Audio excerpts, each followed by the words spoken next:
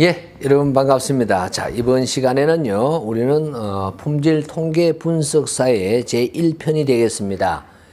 공업 통계 실무 쪽, 즉 2차 시험이죠. 이 대비에 대한 문제를 지금부터 살펴볼까 싶습니다.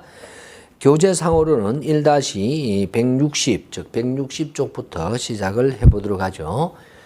필기에서 여러분들 공부를 열심히 하셨던 분들은 아마 2차 실무는 좀 쉽게 넘어가지 않을까 이런 판단을 하면서 시작을 하겠습니다. 먼저 문제 1번입니다. 다음은 공업 통계에 대한 기초 통계량에 대한 데이터이다. 다음 중 맞으면 O, 틀리면 X를 하시오. 이렇게 되어 있습니다. 먼저 1번. 최빈수, MOD, 모드라고 이야기를 하죠. 기본적으로 이 도수 분포에서 데이터가 가장 많은 그 분포를 우리는 분포에서 그 봉우리에서 가장 높은 점을 우리는 최빈수라고 이야기합니다. 그래서 분포 곡선의 봉우리가 극대로 되는 곳의 가로좌표를 뜻하게 되며 확률 또는 확률 밀도가 가장 극대가 되는 것을 말한다. 맞는 말이 되죠. 다음에 2번 같은 경우는 계수치와 계량치에 대한 이야기라고 할 수 있네요. 먼저 데이터의 척도에 따른 분류에는 계량치와 계수치로 분류를 하게 되며 계량치는 연속치고 헤아릴 수가 없는 거죠. 측정하는 값이며 KTX의 일일 수익 금액이라든가 냉장고의 평균 수명이라든가 인장 강도, 그렇죠. 이건 계량치이고 부적합품수, 부적합수라든가 허무의 수, 결점수, 사고 건수 뭐 이런 것은 헤아릴 수 있는 내용이므로 계수치에 해당되겠습니다. 맞는 말이 되겠고 3번.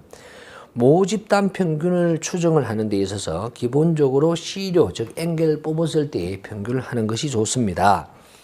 근데 시료의 측정이 잘못되어서 이상한 데이터, 그래서 아주 큰 데이터나 아주 작은 데이터가 나왔을 때는 바로 중앙치라는 메디안을 사용하게 되죠. 가장 바람직한 추정량은 데이터의 중심값을 의미하는 산술평균이다. 가 아니라 중앙치를 한다라고 해야 됩니다. 그래서 틀린 말이 되고, 그러면 중앙치는 그러면 어떻게 구하느냐? 데이터를 크기 순서대로 나열했을 때 중앙에 위치한 값이다. 이렇게 이야기를 할 수가 있어요. 만에 하나 이놈이 짝수다 그러면 결론적으로 중앙에 있는 두 개의 데이터를 두 개 대해서 나누기 2를 하게 되는 거죠.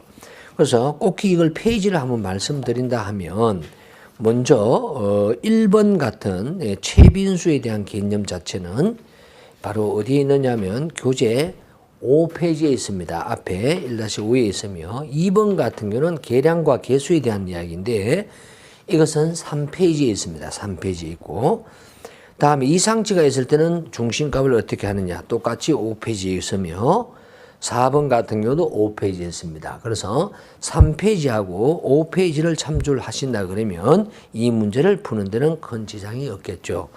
마찬가지로 문제 2번 같은 경우는 실제 계산하는 값으로서 5페이지에서 나오는 내용이 되겠습니다. 5페이지에서 나오는 내용인데 기본적으로 이거는 확률 값으로서 계산하는 것으로 공학용 계산기로서 활용을 할 수 있는가 없는가를 표시하는 값이 되겠습니다. 물론 그것에 대한 예제로서 기본 문제로 나타내어져 있는데 그것은 교재 1-8페이지와 9페이지에 걸쳐서 있는 내용이 되겠습니다. 이것을 부수적으로 한 번 더 설명을 드린다 그러면 어떤 롯데에서 앵겔을 뽑았습니다. 다음과 같이 이랬을 때 평균은 어떻게 구하느냐 1번 평균입니다. 그럼 데이터가 이렇게 나온다 그러면 자 이것을 계산기에서 이제 입력을 해야 되겠죠. 즉 STAT라는 모드로 입력이 시킬 수 있었다라고 가정을 하고 하겠습니다. 그런 후에 단축키로 누르면 되는데 먼저 평균은 이라고 하면 X바이며 단축키도 당연히 X바로 되어 있죠. 그래서 X바 코드를 누르면 답이 나오고 2번 같은 경우는 중앙치를 구하시오라고 했습니다. 메디안인데요. 메디안은 데이터를 크기 순서대로 나열한 값이므로 야는 중앙값은 그냥 구해야 됩니다. 그래서 이는 단축키가 있는 계산기도 있습니다. 9천 이상의 계산기는 있으나 그렇지 아니한 공학용 계산기는 없으므로 데이터를 반드시 크기 순으로 나열했을 때 바로 중앙에 있는 값이 되겠죠. 물론 짝수이면 두 개를 더해서 나누기 2를 했습니다. 다음 3번은 또 범위가 나오네요. 레인지입니다. 당연히 범위는 이 데이터에서 가장 큰 값 마이너스 가장 작은 값을 한다. 이런 내용이니까 크게 어렵지 아니하다고 보고 4번입니다. 편차제곱화법. 기본적으로 편차제곱화법의 공식은 용어의 정의를 한다 그러면 각각의 어떤 측정했는 데이터가 평균하고의 차이가 편차인데 이것을 제곱해서 합쳤다 이래 되죠. 그럼 이것을 계산기를 활용하기 위해서 이놈을 2차 방정식을 풀어 헤친다 그러면 x에 대한 값의 제곱에서 마이너스 n분의 시그마 xi의 제곱이라는 공식이 나오게 됩니다. 고로 공학용 계산기로서는 이렇게 계산할 수가 있겠죠. 자, 먼저 야가 단축키가 있으므로 단축키는 시그마 x 제곱으로 되어 있습니다. 이것을 누르시고 다음에 단축키가 시그마 x가 있습니다. 그럼 이걸 누르시면 되겠죠. 다음에 제곱 코드를 누르면 되니까 제곱 코드를 누르시고 나누기, 여기서는 데이터가 7개니까 나누기 7입니다. 그럼 이렇게 넣으면 답이 나올 것이다 라고 이야기를 하겠습니다. 다음에 5번에는 분산이 되죠. 분산은 데이터가 얼마나 흩어졌냐의 의미인데 방금 구했는 이 라지 S 값에서 어떻게 하면 되죠? 방금 구한 후에 자유도만큼 즉 n-1로 했는 것이 분산이며 문자로서는 소문자 S제곱 또는 V로 나타내게 되죠.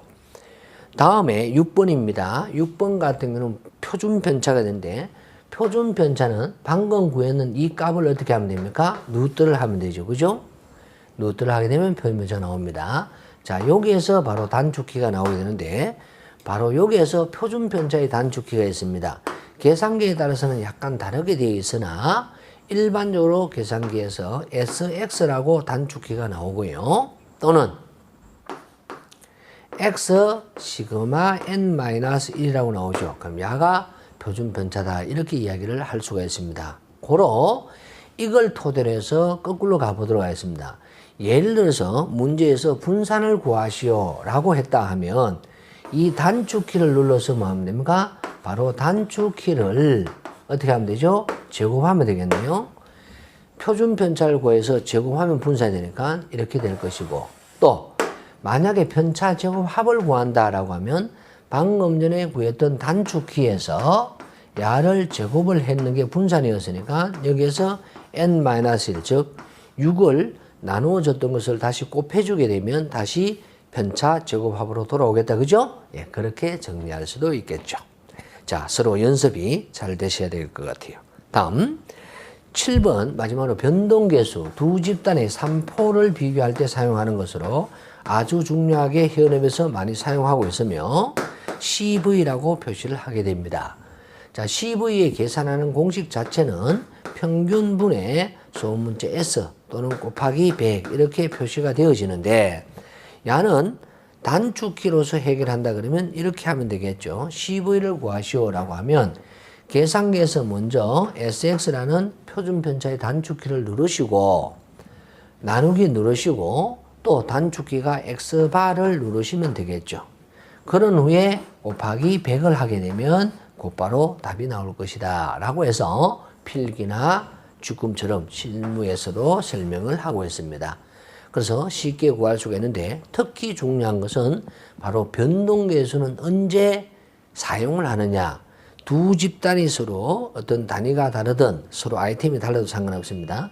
어느 제품이 더 명확하게 즉 정밀도가 작게 잘 나오고 있는가를 판단할 때 즉 3포를 비교하려고 할 때 사용하는 것으로 이 값은 무조건 작을수록 좋다라는 생각까지 가지고 계신다 그러면 금상첨화다 이렇게 이야기를 할 수가 있겠습니다.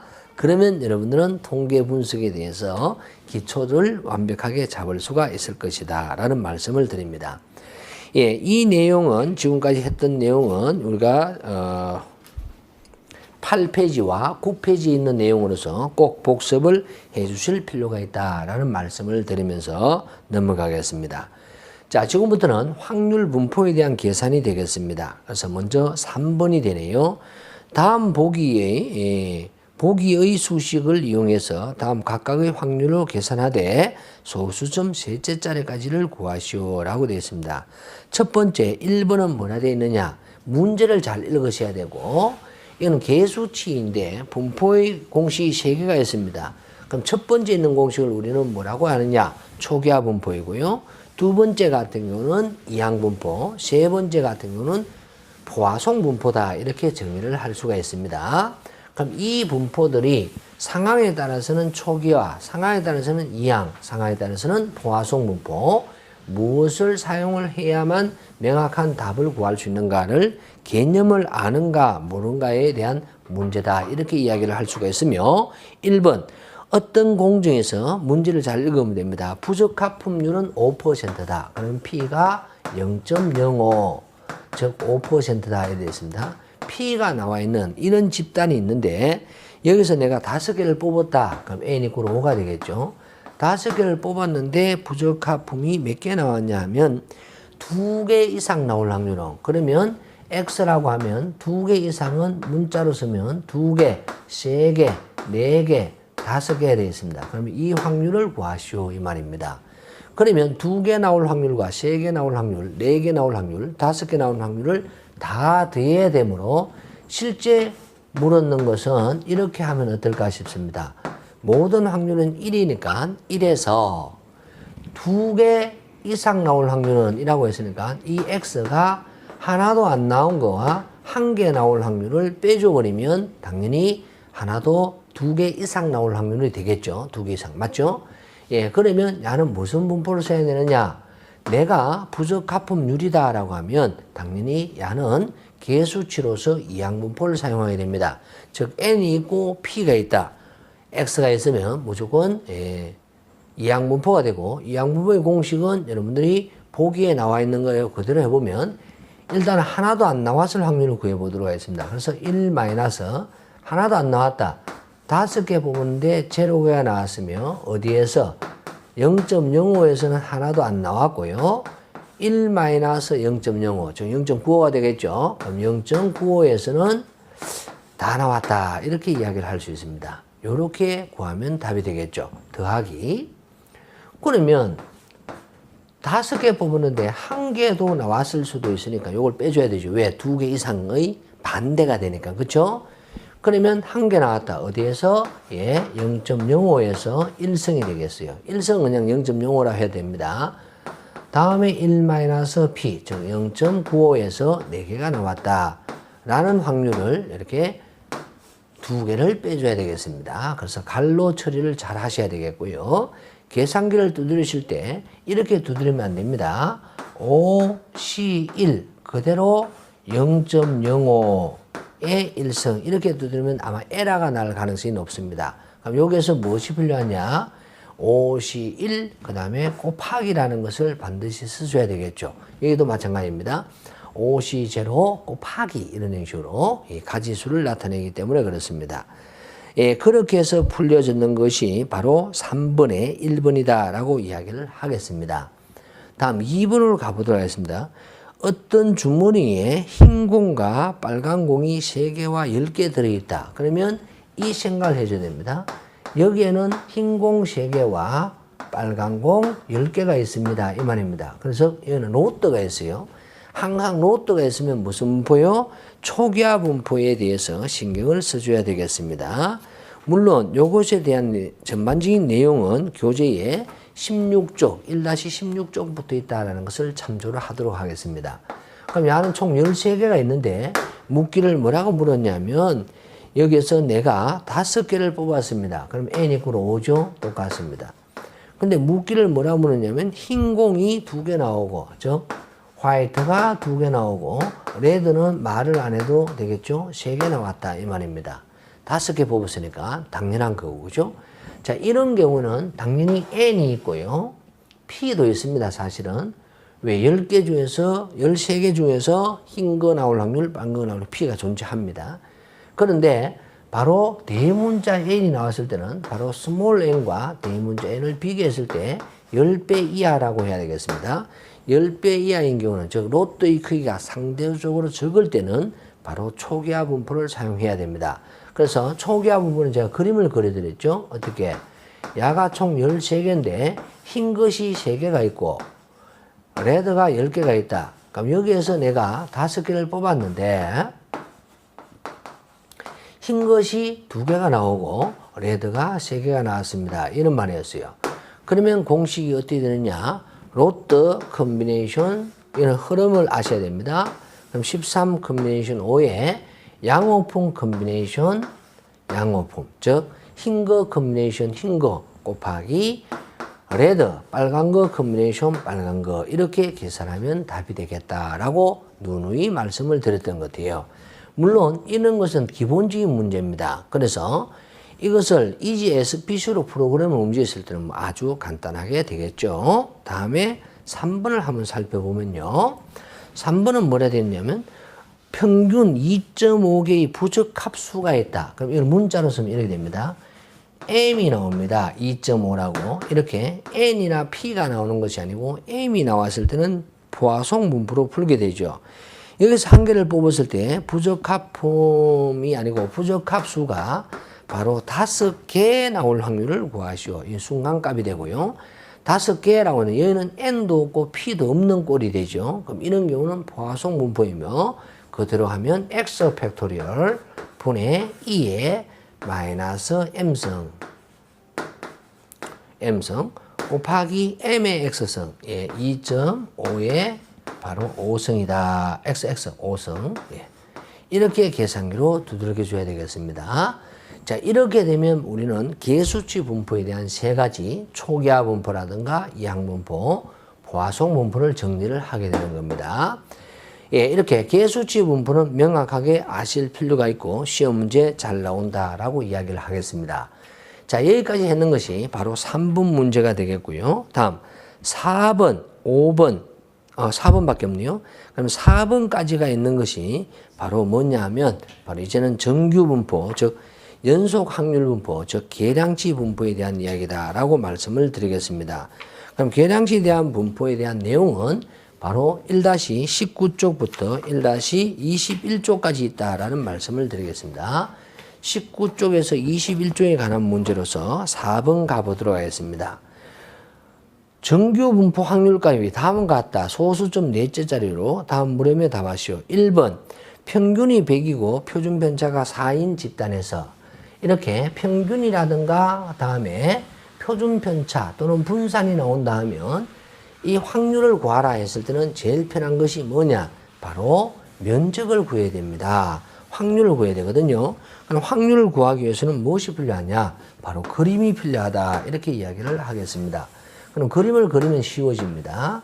자, 그래서 문제 4번을 보시게 되면 모 평균이 100이다. 야는 100입니다.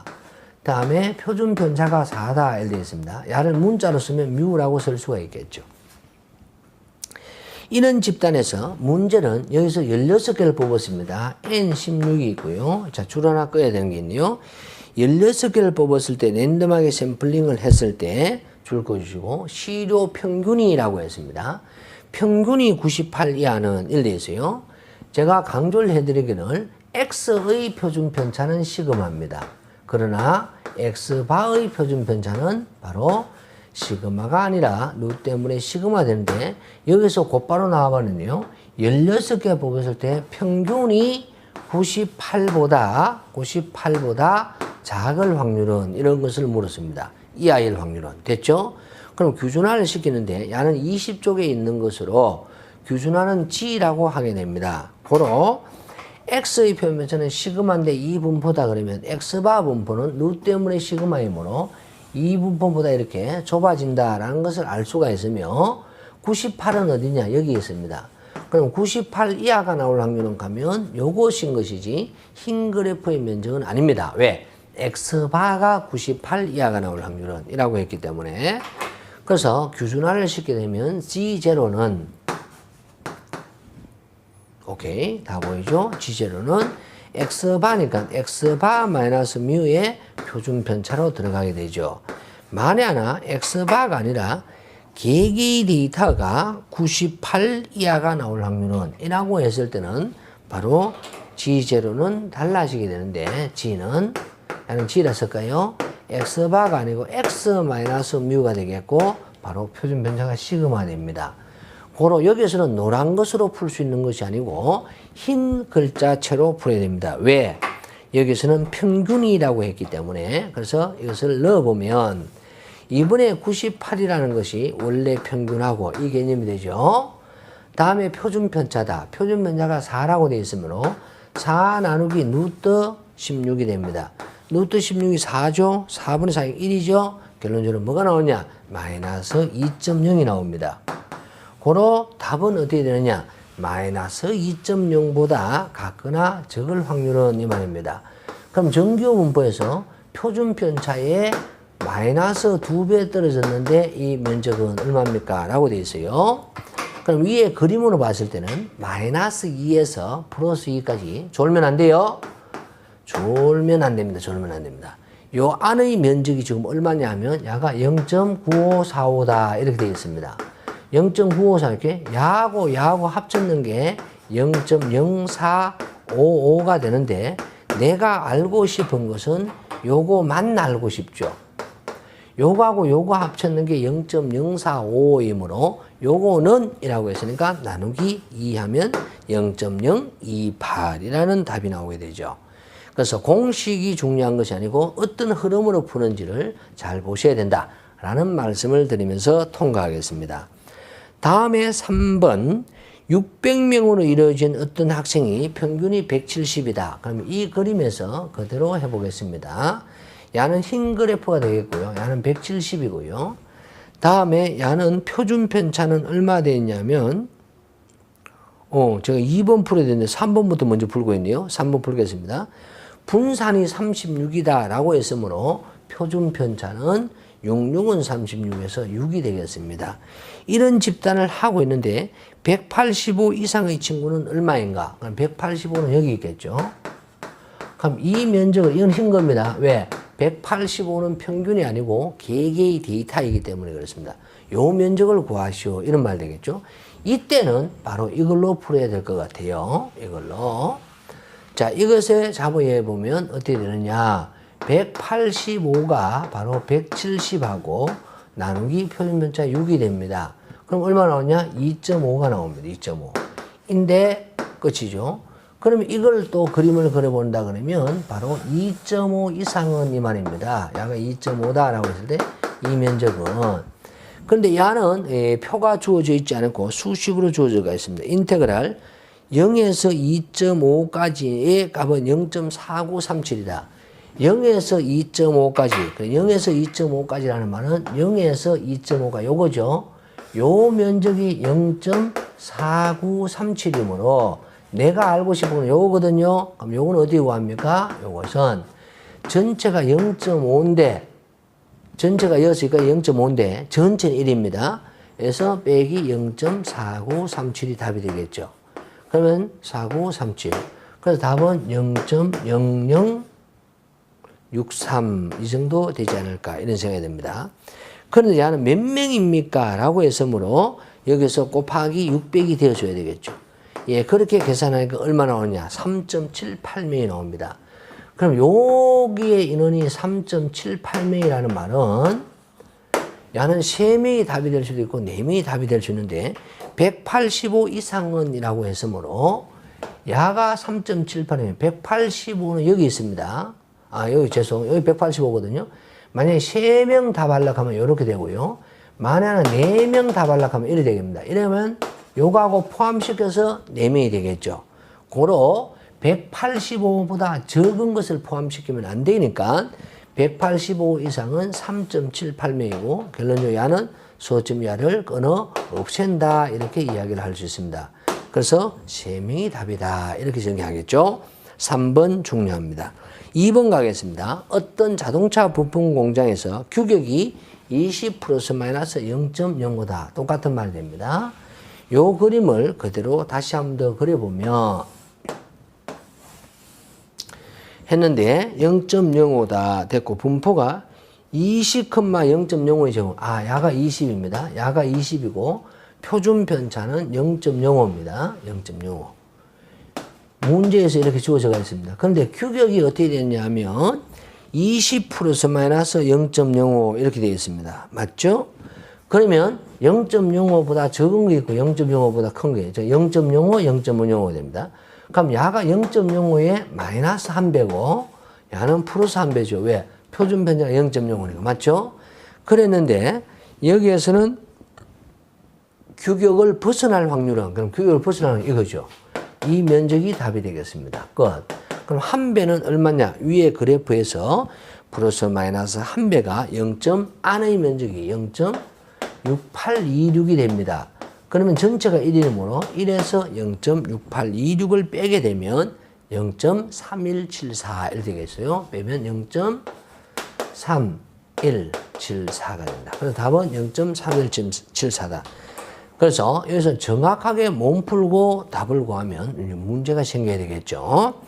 예, 여기까지가 바로 기본 문제가 아니고 실무 네 번째 문제였습니다. 이것이 바로 공업 통계의 문제였으며 여러분들은 1-20쪽에 바로 위에 있는 규준화의 공식을 명확하게 이해를 하시고 해결을 해야 된다라는 말씀을 드리겠습니다. 되시겠습니까? 필기에서 나름대로 제가 열심히 해드렸기 때문에 혹시나 잘 모르시는 분은 필기를 한 번 더 검토를 해주시고 그래도 잘 모르겠다. 그러면 여러분들은 저에게 질문을 하셔야 된다라는 말씀을 드립니다. 자, 이것으로 공업통계 실무 첫 번째 시간은 이렇게 정리를 하고 다음 시간에는 바로 공업통계의 가장 대표적인 검증과 추정을 한번 살펴보겠다라는 말씀을 드리겠습니다. 공업통계 실무 2에서 뵙도록 그렇게 하죠. 정리하겠습니다. 수고하셨습니다.